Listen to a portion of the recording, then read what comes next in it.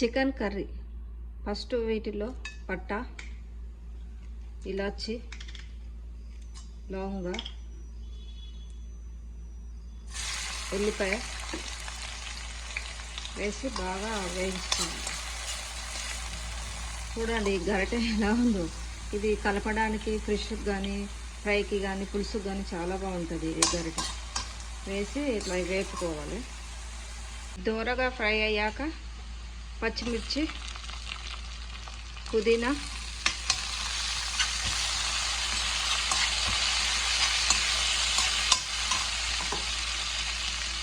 అల్లం వెల్లుల్లి పేస్ట్,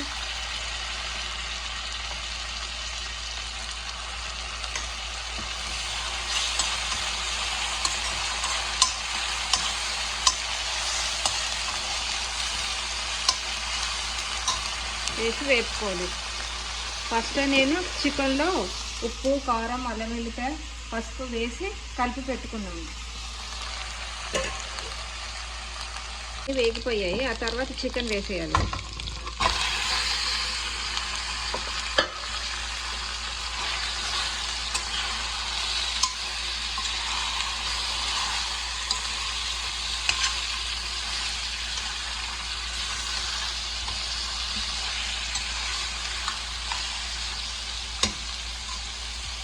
చూడండి కొద్దిగా ఫ్రై అవుతుంది.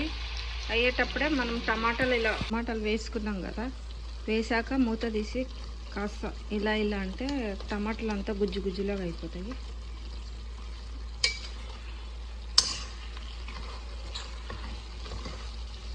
గ్రేవీ కావాలంటే మనం టమాటాలు వేసుకుంటేనే గ్రేవీగా అవుతుంది.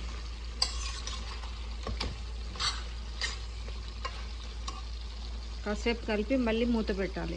చూద్దామండి, చికెన్ కర్రీ రెడీ అయ్యిందేమో.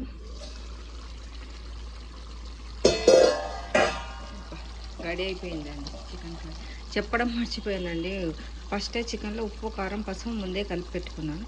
నేనైతే చికెన్ అయిన తర్వాత గరం మసాలా అయితే వెయ్యను, ఎందుకంటే ఈ రోజుల్లో ఎవరికి పడట్లేదు కదా. అందుకే మనం స్పైసీ కావాలంటే కొద్దిగా కారం ఎక్కువ వేసుకోవాలి, కానీ గరం మసాలా మట్టుకు తాలింపుల్లోనే వేస్తా తప్ప వేపుల్లో మళ్ళీ వేయను. Chicken ready.